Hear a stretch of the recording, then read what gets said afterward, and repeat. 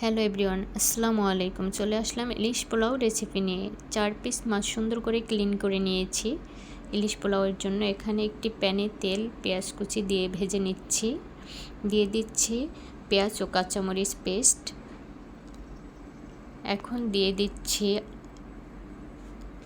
বাদাম পেস্ট, আদা রসুন পেস্ট,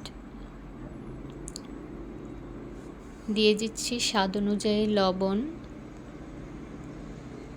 এখন দিয়ে দিচ্ছি জিরের গুঁড়ো। এখন দিচ্ছি টক দইয়ের সাথে লেবু মিক্সড করে। সবগুলি উপকরণ সুন্দর করে মিক্সড করে ভেজে নিতে হবে।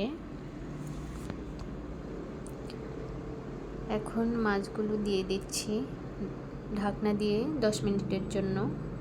10 মিনিট পরে চলে আসলাম, মাছটা সিদ্ধ হয়ে গেছে।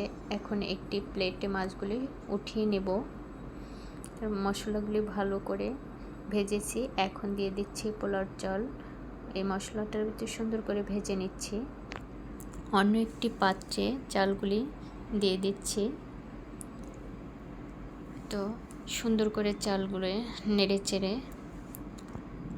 যতটুকু প্রয়োজন এখন পানি দিয়ে একটি ঢাকনা দিয়ে দিচ্ছি। তো ঢাকনা এখন বলক চলে আসছে।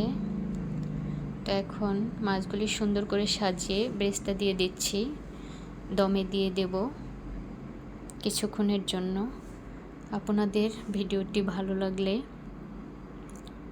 শেয়ার করবেন, আমার ইউটিউব চ্যানেলটিকে সাবস্ক্রাইব করিবেন।